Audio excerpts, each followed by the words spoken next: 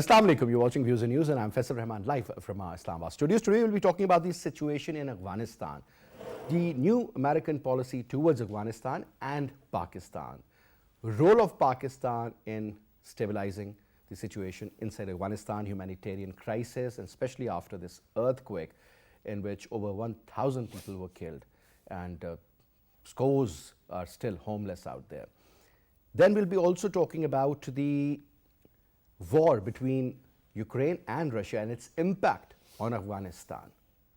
And last but not the least, obviously when we talk about freezing the Afghan money or the currency reserves, and again sanctions have been pushing the Afghan economy towards a collapse.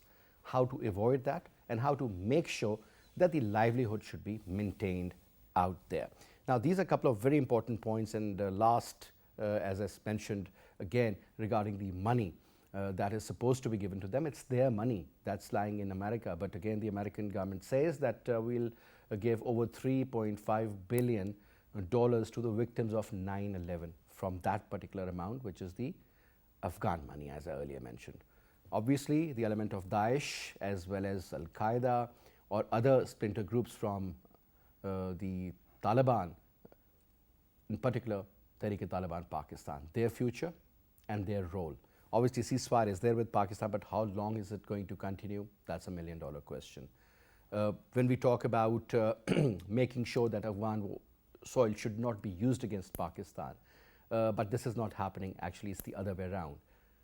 Having said that, now when we say that the Afghan current regime of the Taliban, are they in a position to counter that? Are they in a position to look after the concerns of the Pakistani government, especially regarding the Tehrik-e-Taliban Pakistan and a couple of other major groups as well, who are trying to destabilize Pakistan, and they have been targeting our military as well as the soft targets too. This is what we'll be talking about in our today's program. So quickly, let me introduce you to our panelists. We have with us in our studio, on my right is Dr. Aqab Malik Saab, expert on foreign affairs. Pleasure to have you, sir. Thank you so much for your time, Doc. And on Skype, we have with us Brigadier retired Nawaz Saab, who's a senior analyst.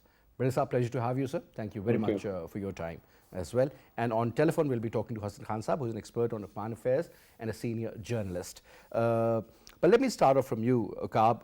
When we say that, I still remember that was the 15th of August, almost 10 and a half months ago, to be very exact. We all thought things will be fine. Our former DGISI, General Faiz Hamid, visited, and I still remember that particular video where he said that everything is going to be fine. But so everything is not fine. It's been 10 months. Whatever is happening in Afghanistan, Pakistan has tried its level best to make sure that things go smoothly out there. We arranged this OIC conference in particular for Afghanistan. Other than that, sir, we have always stood by them as the neighbors, as Muslim brothers. But at the end of the day, it seems either the will isn't there as far as the government of Taliban is concerned to look after the concerns of Pakistan. Perhaps they do not have the capacity to do so, or maybe they still look upon the TTP as a major stakeholder who has fought with them alongside the Taliban of Afghanistan against the US Army. Your take, sir. You're correct. I think there's been a lot of hype in Pakistan when Taliban took over. It was misplaced, I think. Taliban had their own objectives all along for the last 20 years. They were not in line with Pakistan in any way whatsoever. It was to regain the title of Afghanistan again, and for the Afghans, for Taliban to head the Afghans as a separate nation, a separate sovereign nation.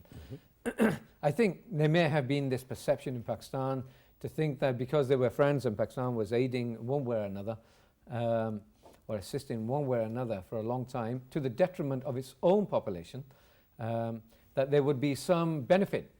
But as anything in basic 101 international relations, every country takes care of itself, number one, and then others if it can. And as you mentioned, capacity, I think that's a big issue, capacity is.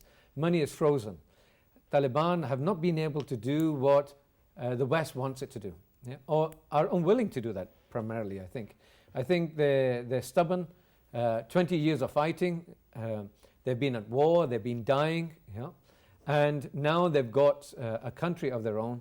they think they can act and behave the same way. But I think working in the international community, there's a certain degree of give and take that needs to occur to work with other countries. And this is something they have to mature as a country and as a government, and something they have to learn over time, because they're going to feel a lot of issues.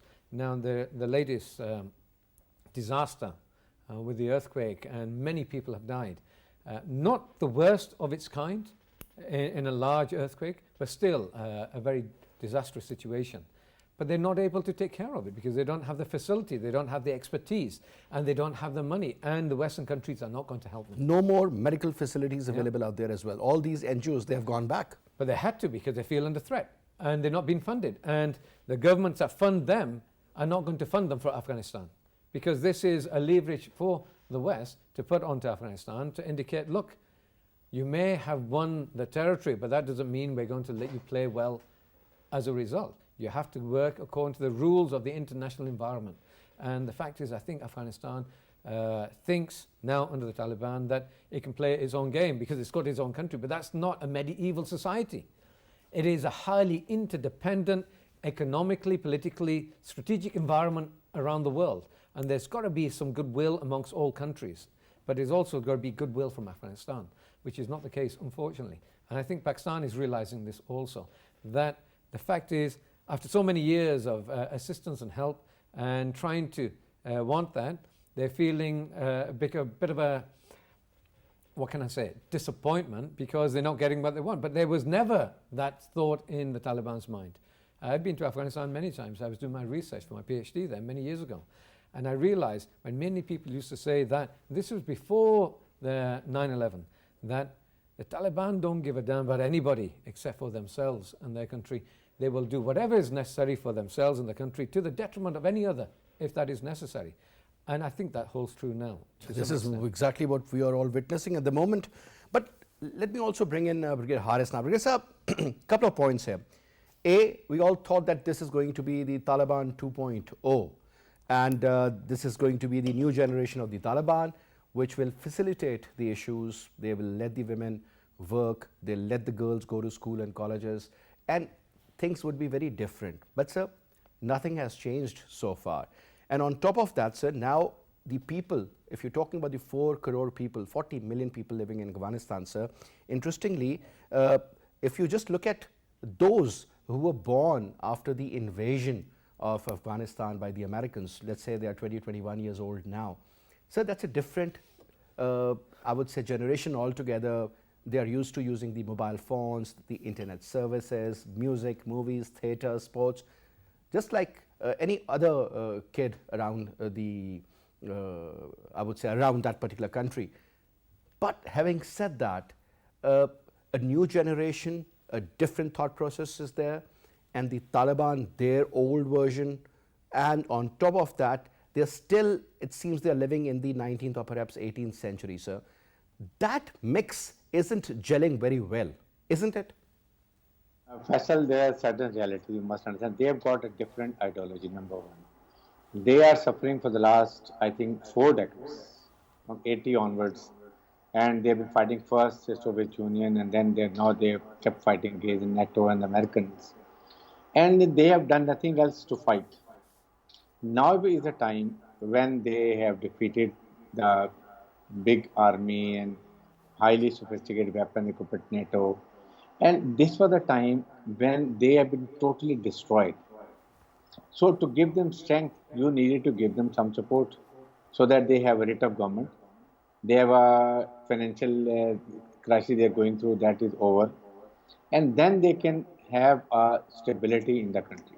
Stable Afghanistan means, and economically stable Afghanistan means, that they can control Al-Qaeda, they can control Daesh, Hassan group, TTP, East Turkestan Islamic Movement for China, which were their concern, and they could have done so many things.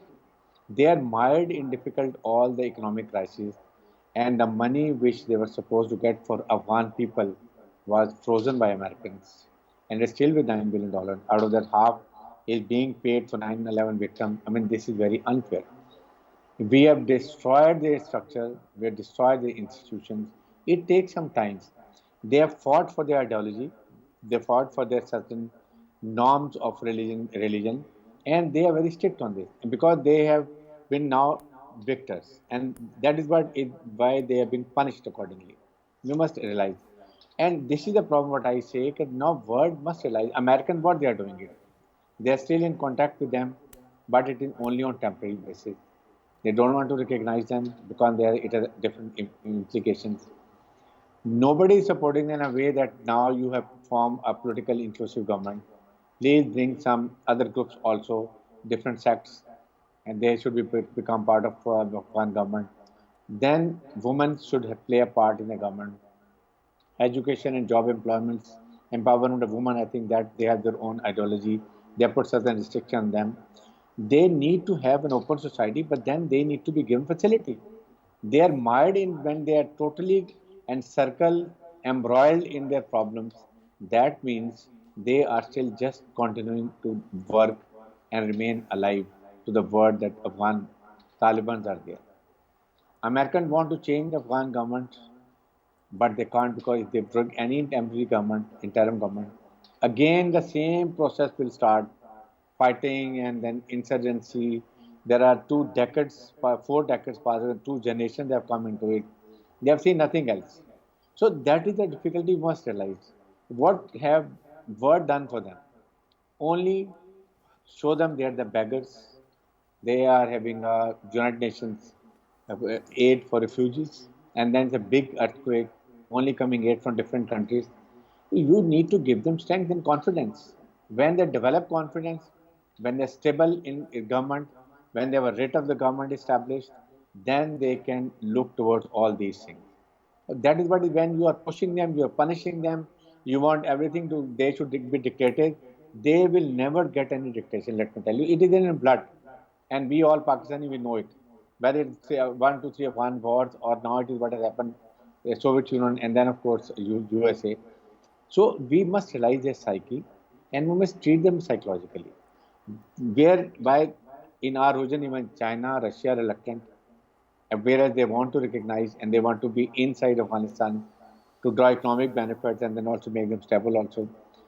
Did we ever realize that Americans left a lot of weapon ammunition unattended, uncontrolled, without having given to the Afghan Taliban? Sir, Or in fact, there was this story that the overall, I mean, it's worth around $83 billion. But so there were reports that it's not only with the Taliban, a lot of other splinter groups ended up getting that. This is what exactly and Fatima that is was what going we to have say. witnessed. I mean, if you remember, there was an attack on one of the Pakistani checkpoints in Balochistan where sniper rifles were being used, which were the American rifles. And So, they were Faisal, using the, yeah. this is what exactly I was going to say. When they have left unattended so many things, so those all by design have been handed over to all the splinter groups like Daesh, Al Qaeda, TTP, then BLF, PLA, Balochistan, and so many other groups. So that is the problem now they are facing. Afghanistan has to be peaceful. They should have economic stability. They should have a political stability. Only they can look toward these things. And this is the reality we must understand. And at least in Pakistan, we must understand. They have their own thinking and they have shed big blood. 2 generations gone. And now they are again controlling Afghanistan. So we must give them some allowance. These are the realities. That is what I say that it's a moral obligation of NATO and USA to support them because they have destroyed Afghanistan. And then we say that we have a lot of morals, we have got humanitarian relations, we have a lot of international humanitarian organizations. Where are those? Nobody's talking United Nations. What is happening? So these are the realities we must see. Now they need to do something, and Pakistan Because sir, most is likely it most doesn't matter affected. to them. It doesn't matter to NATO, neither to the Americans, because what matters to them currently is Ukraine.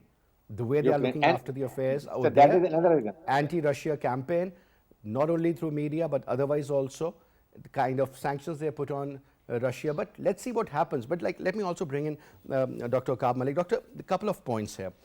You know, you talk about the economic situation of Afghanistan.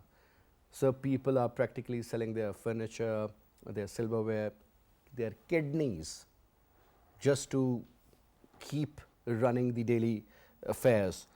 Lack of access to the bank accounts. On top of that, there is no business that is working out there. People are scared, people are unaware of what is going on. And there is a new generation I was talking about. They're just 20, 21, 22 years old, and they're teens also, used to a different lifestyle as long as the Americans were there. And suddenly everything reversed and changed into something they never thought it is going to happen. The way the Americans left and ended up blaming Pakistan for that, for all their failures, unfortunately. Now, in this particular situation, when the Ukraine war is going on, the entire world is focusing over there. They are being given the help. So Muslims, if they die, it doesn't matter. But Christians, European Christians, if they die, it matters. Vladimir Putin has been shown as a villain, just like Hitler was in the Second World War. God knows history could have been changed. We have never seen, nobody has witnessed Second World War. Most of the people have died. But the point is that excess of evil, that particular concept, the bad guy Hitler. But at the end of the day, sir, whatever has happened, there has to be a reason for that. They were trying to put their foot on the tail of the Russians and trying to press it hard, and eventually expecting that Vladimir Putin is not going to do anything. And he said, do not cross this line. And the Americans did. So Americans are not suffering, the Europeans are suffering at the moment. So if the entire focus is towards the European side, then why should we expect the Americans or the NATO to look after what's going on in Afghanistan? You shouldn't. I don't think there's any reason why Afghanistan should expect anything. It is just mere wishful thinking, that's it. It is, absolutely. And like I said before many times when I've been on your show, the Americans have departed in failure because they're not able to do what they wanted. They didn't secure their objectives. It's not about how many people were killed on that, how many Americans were killed and who beat what on the ground. Generally on the ground, the Americans were winning everything. But in real terms, their objectives were not achieved. In that respect, they left in failure. And in that respect, when you fail to secure an objective, then you're going to say, why should you help this enemy that we had to grow again? Now let them learn how to do it. I said this before. I don't understand why people expect the United States to help the Taliban. I don't get that logic. Just because people are suffering, the fact of the matter is, people are suffering in Ukraine as well. But the Americans are going to allow that to happen because they want to give Putin a bloody nose. And this is the same thing that happened when the Soviet Union came into Afghanistan in the first time. When Zbigniew Brzezinski, the NSA, National Security Advisor of Carter, in 78 and 79, actually admitted later on that he wanted to induce a Russian invasion, a Soviet invasion of Afghanistan, to give them a bloody nose for what occurred to them in Vietnam. This is no different from that. I don't think there is any. I think they were maybe pushing to get a reaction, and that's what happened. And now, who's winning? Really? Who's winning? The military companies. They're going to sell lots of arms. They're going to, and this is what is required. You need a conflict. But also you need the guy that thinks he's going to be the boss in the local area to step down one or two a little bit because he's going to get punished now. And that's just unfortunately how the world works. And it's not good. I was talking to people in England and some former British officers and lecturers and things who indicated that this is not about, they have a right to be part of EU, meaning Ukraine. They have a right to be a part of NATO. Hold on a second. Let's get mature about the way the world really works in international relations and in the global dimension and the hierarchy at the top, where the top dogs are. The real people who run the world are the top countries. And that includes the United States, essentially, China, and partly economically Russia, but militarily, yes, Russia, partly. These are the countries that are going to contest with each other, and they don't care what happens on the ground because their contest is with each other, and others are going to be collateral damage, as was Afghanistan for 40 years because of a conflict that the US wanted in Afghanistan to pull So the that Russians means in. that the Americans really do not want a stable Afghanistan, correct? Not at all. I don't not think at it's all. about a stable Afghanistan per se. I think it's more about they don't really care right now. They have bigger concerns. They've got something that's overshadowed everything, which is Ukraine now.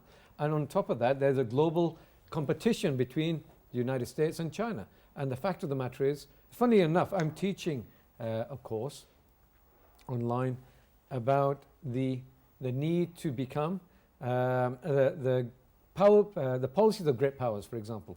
And as a result, how great powers formulate policies and how they conflict with each other or cooperate with each other in certain ways. And in certain ways, how the dominant power, the hegemon, which is still the United States in some extent because it's a massive military strategic apparatus all around the world with over 800 bases in other countries apart from its own. And on top of that, the largest economy by far. Yeah? So it's not going to be overshadowed anytime soon. This dream that China is going to come up very quickly and change everything is a fallacy. Yeah? And it was propaganda. And it's wrong to make people believe in that, to make them have false hope. The fact of the matter, this is not the case, and the Americans are going to maintain this hegemony as long as it is possible, okay? Until a time comes in 20, 30, 40 years that things change. But right now, it's not going to change. If that's the Not case, at least in the near future. if that's the case, the Americans are going to do what is necessary to maintain global power. And this is what the point is. The Americans have bigger fish to deal with than one of the worst, poorest countries in the world. And they've done whatever they could have done there. They did. And when you exact- mention children growing up in a pro-modern, emerging modern society, by the way, going backwards hundreds of years in the philosophical understanding, I can imagine the trauma these people and these children are feeling, by the way, were going to be offset from the future. No doubt they want to Because leave. I remember women, they came out on the roads protesting and they were not afraid of the Taliban, interestingly. But now things will definitely change, and I hope and pray that change for the betterment of the country. But we have been joined in by Hassan Khan Saab. Hassan Saab, Assalamu alaikum. Walaikum assalam. Good to have you in the program, Hassan. Since we are talking about the overall situation in Afghanistan, as far as the economic situation is concerned, things are really bad. Whatever is happening, then the earthquake on top, the poverty is also increasing. I mean, you name it, and the problem in Afghanistan exists. Now, according to your information, I mean, any breakthrough regarding some sort of talks, some sort of engagement with any stakeholder that can come up with some sort of a proposal to offer to the regime of Taliban? Thank you very much, Faisal. I think since Taliban took over Kabul in August last year, I think a lot of water has flown under the bridge, and gradually we see that they have stabilized themselves internally, and also reach out to the international community. And you know, there are countries now which are coming up somehow with open statement, and they are engaged in a way, like Russia and the EU people. And you know, even India has opened its embassy in Kabul, though secretly, but it has done it.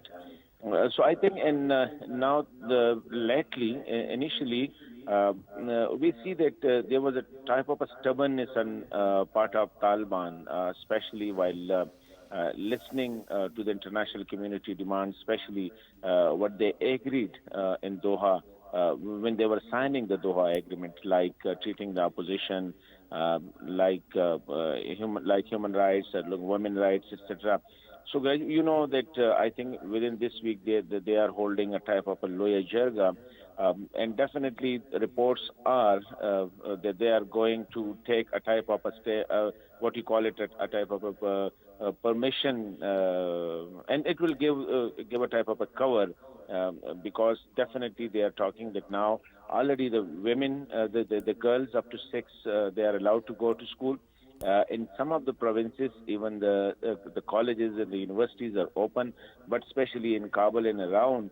So the reports are there that they will address this demand of the international community also, that they may allow women to study and to work also. Already the women are working in different fields. And the next is, I think, which was most important, maybe this jaza will allow the current administration of the Taliban, Amarat-e-Islami, also to think about taking the old, especially the military personnel of the old, what you call a democratic setup. So I think they are gradually responding, and you see the international community is also responding now that the type of hardness which we were observing from the statement of the international community, especially the US and the European countries, etc., and the regional countries, now that is somehow being diluted. So, and especially this earthquake, I think it has also created a type of sympathies for the Afghan. So gradually, as you might have heard, the US which say that we are considering to reach out to the people, and they are also talking about how to let the money which was frozen, the Afghan money which was frozen, that it reach to the people of Afghanistan. So I think gradually I see that Taliban are also trying to give space. No doubt they were having the problems of convincing their ranks who fought for 20 years, more than 20 years, and gradually when they took power, so they were not able to pursue the policy of the former regime, etc., the former government. So I think now, as you rightly mentioned, that you name a problem and it exists in Afghanistan, whether it is poverty, whether it is illiteracy, whether it is man-made disaster, whether it is natural disasters, etc. So I think that they are there, and now with the growing contacts with the international community, I think gradually the situation is getting I think it's getting normalized and getting stabilized, I will say. All right. Now, one more important point before I go to Brigadier Saab, and whatever is happening, I mean, emergency measures should be taken straight away, because if you look at couple of statements issued by people running certain NGOs and humanitarian aid, for that matter, that is also a very important factor. Now, what we are witnessing is that there seems to be a clash of interest within the ranks of Taliban also. Perhaps there are certain Taliban groups which still want that let's understand the dynamics, let's understand what's going on, and on top of that, the other one is still on the course of that old school of thought that prevailed maybe 40-50 years ago. I mean, you said that 6-year-old girl can go to school. What about when she turns out to be 14-15? And then what's the point of having the primary education when you can't get the higher education? You know what I'm saying is that, do you think this is going to happen, or perhaps Afghanistan is going to remain just the way it is currently, no foreign aid, nothing happening inside? I mean, how is it possible that they will survive this way?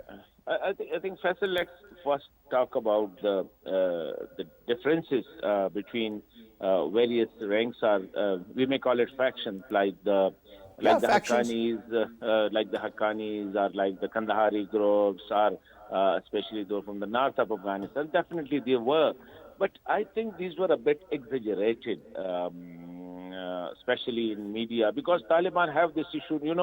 Americans were there with a lot of international, not only the American, almost there were 40 to 50 countries, their forces were there, and they were having a license to kill, and they were having the most sophisticated machinery. And in 20 years, they couldn't able to create reps among the Taliban. And Taliban turned out from the day first to be what they were till the end. And even when they start negotiating at Doha, there was a small group which opposed that, and that group turned out to be very much insignificant, because that make no ripple in the Taliban movement. What I believe, I may disagree with the Taliban ideology is. I may disagree the way Taliban govern, or the way they are looking at Islam, or the way they are looking at Afghan culture. But the fact is that Taliban is a unified force even today. They listen to their commander, they listen to their senior, especially their Amir, and especially their, what we call it, Amir al-Mu'minin, Hibatullah, etc. So they have this, I think, and this is their strength so far, even after coming into power. The whole of the Doha team, which negotiated for 20 months with the Americans, all of them were out of the administration. I mean, initially, the cabinet was formed, hardly 2 or 3 people from the Doha 20-plus members, they were part of the administration, but nobody, I think, expressed their what we call it, reservation, or if there was some heartburn in the public. So one, and if there was, yes, but the basic what you call it differences were looking at Afghan cultures, looking at Islam, and dealing with the international community. Yes, there were differences. There were some who were educated in Pakistan, who were exposed to the Pakistan political environment. Either they were in other countries, so they were having a broader outlook of the situation. They were more what you call it, akin to what the world was telling them. But there were others, especially as I said, those from the southern, extreme southern district of Afghanistan, or the southern, what you call it, those bordering with the Iran. Yes, they were not that much exposed, so they were holding their what you call it, view and their belief very close to their chest, and were not willing, what you call it, to give space to others. But these 1 year, I think, what I have observed and what I have heard from the people who were there, that there is a gradual change and there is a gradual understanding of how to deal with the neighbors, how to deal with the world, etc. So I think there is some positive things which I am listening. I will use the word from coming from Kabul. It may take. It's not necessarily that tomorrow or day after tomorrow or within this month some breakthrough will happen. But what I see is the gradual. I think the gradual understanding of the Taliban of what the world is saying, and the gradual understanding of the world what Taliban are saying. That's how it should be. I mean, both the parties should sit and discuss and talk. Now, Brigadier Saab, one important factor, and I think that is the most important factor. So, India has always played a very negative role. They have used the previous governments, and they tried to make sure that, they should be able to destabilize KP, Balochistan, Karachi, Lahore, major cities. And whatever we witnessed, look at the number of people who killed, the soldiers who got martyred. Now, Brigadier Saab, there was no contact of the Indian government with the Taliban. Now they have. And I still remember when the Russian foreign minister, they were going to Doha, and they said why India has not been included in the talks and why Pakistan has been. And the answer given to them was that they should, at the end of the day, make sure that the overall situation out there, when you talk about in fact, I'm just forgetting what I was, in fact, throwing light upon. Perhaps there's a little disturbance in our studio at the moment as we talk. But so the point is that at the end of the day, the Taliban, they got in touch with the Indians opened up their embassy, and look at this recent development where we witnessed that a batch of Afghan military officers who passed out in India, Dr. Saab, and they were very happy. Obviously, now they have been brainwashed and they have been totally set up according to the will and the wish of the Afghan and the Indian, perhaps this cohesion, right? And secondly, sir, another important factor that should not be forgotten, and that is that now, what if something happens out there and perhaps something goes on out there as well, sir? Your take? See, perhaps you have Faisal, the problem is you must understand, when you are not giving them economic support, and they are forced to bend down to an extent where they feel will not affect their ideology and their religion. That's what they are very particular about it. So this is what exactly is happening. This is what American and NATO is doing it, that they are not supporting them when they are not having economic stability. So they have to look around all over the countries who are going to come and support them. So India is a big country. They need us financial support. So they need us financial support from them. So that is the reason American and NATO and European Union is not supporting Afghan Taliban, so that when they have economic crunch, they look towards India. India is a big power. They have the already better relations than the Indian officers getting training over there.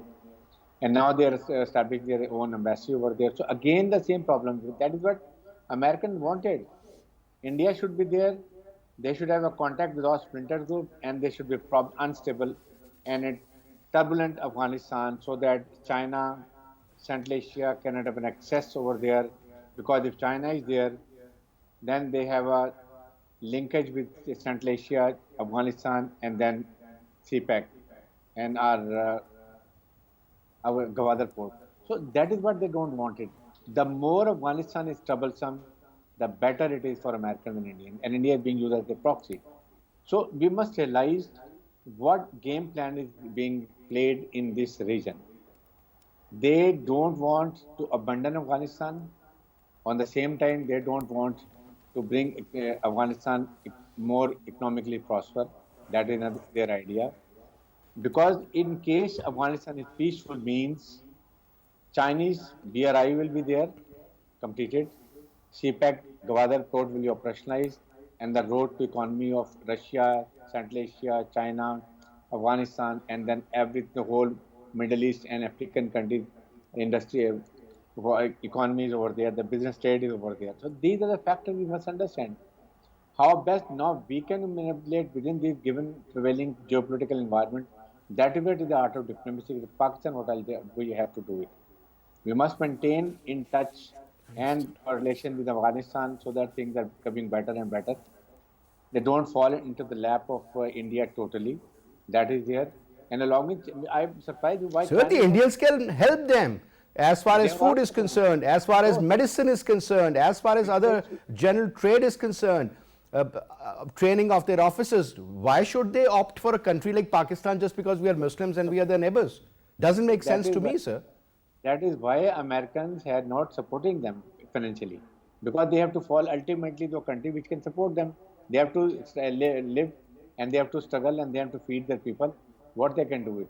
So these are the realities we must understand. That's Sir, another reality, British Sahib, is that the anti-Pakistan sentiments that are brewing in Afghanistan, especially in the younger lot, that is very much visible when we talk to the Afghan cricketers, when we watch the cricket match, whenever we end up interacting with the Afghan, the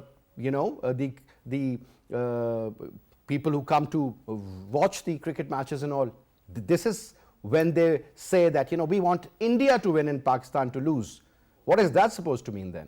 This is another harsh reality, unfortunately, sir, isn't it? It is. This is what they have been intoxicated. You see how much India has been influenced over there. America is bringing Indians to come and play their part in Afghanistan, and then there will be a lot of consulate over there. This is what they have done it. They have brought the generation and they have brought against Pakistan like they did in Bangladesh.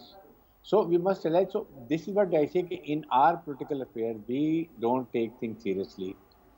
We must have think tanks, and our diplomats, our economists, our 3-star generals, 2-star generals, when they retire, they are redundant. They are not being used properly. They are experienced.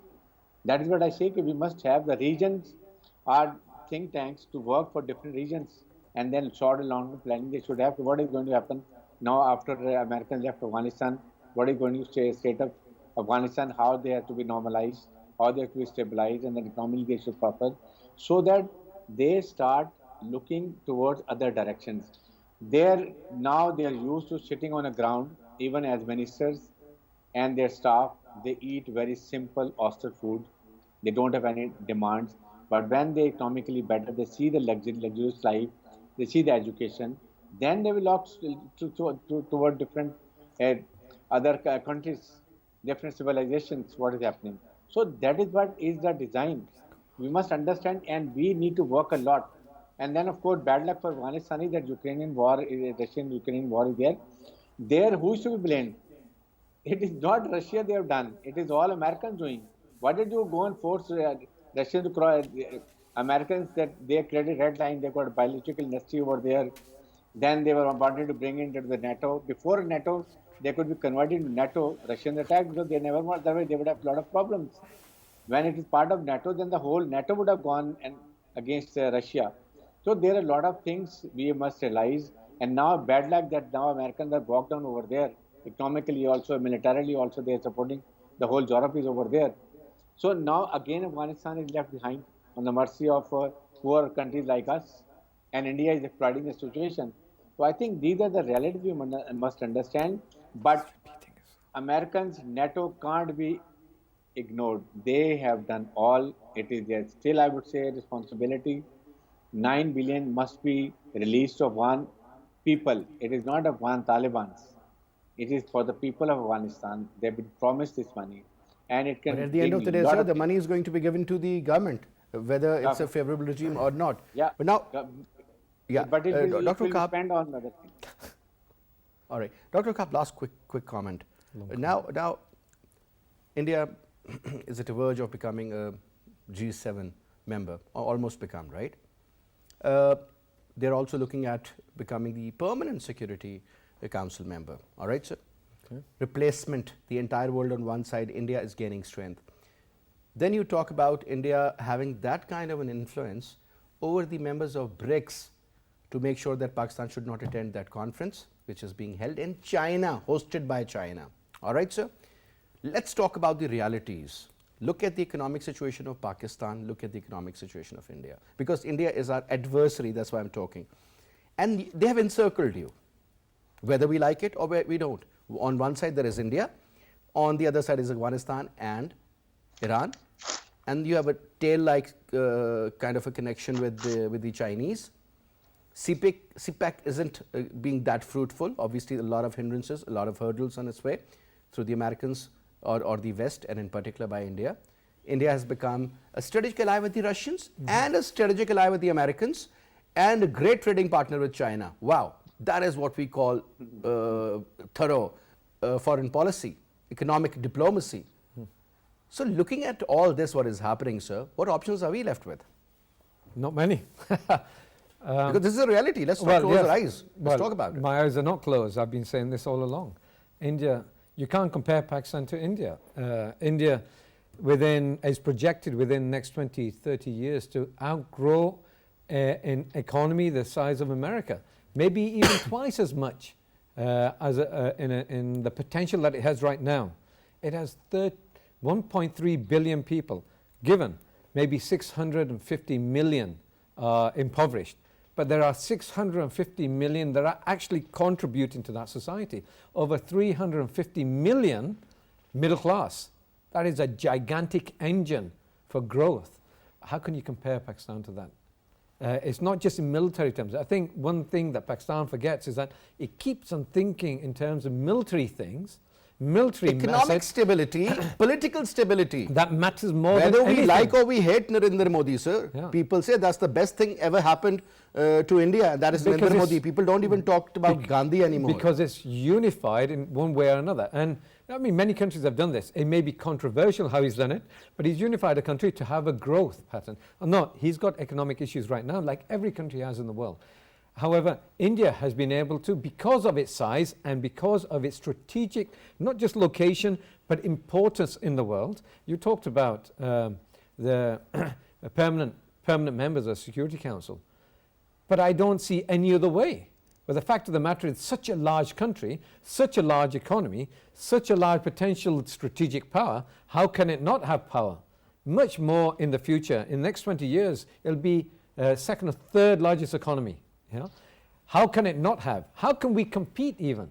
We need to get into a certain understanding of what the real dire reality is in this world as we know it. And the fact is, it's not in our favor because of all the mismanagement that the leadership has made, many different leaderships, by the way, not just this one, a constant barrage of mistakes, misunderstanding, not appreciating the realities of what is happening in the world, and not projecting out to the forward, the future, and exactly not doing what is absolutely necessary for this country.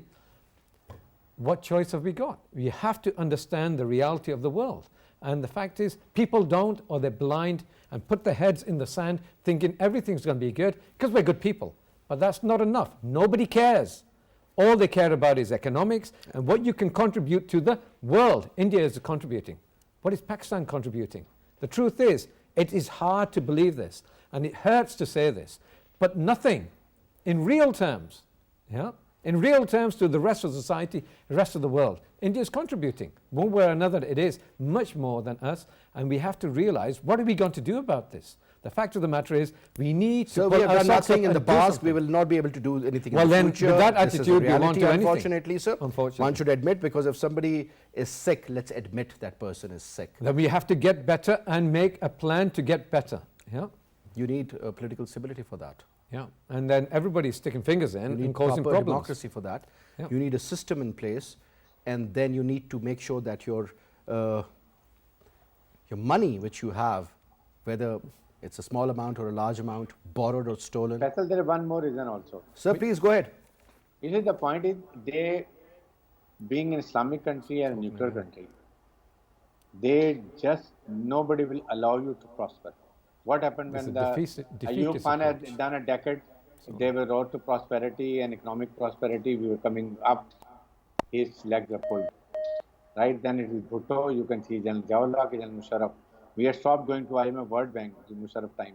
The problem is they don't want us to become economically prospering, being an Islamic and nuclear country. So if they don't want, sir, what the hell are we doing? I mean, this is our responsibility, sir. There's a lot of we need to put our own house in order. This is exactly definitely we need to put that is what is the need of the hour. Saudi Arabia is going to join the G10. What is that about then? That's it's a very long debate. I'm sorry, the global dynamics have changed. This is the same thing again and again and again. That Muslim Brotherhood phenomena doesn't exist anymore. No, this victimness, that we're victims, stop being a victim. Do something about it.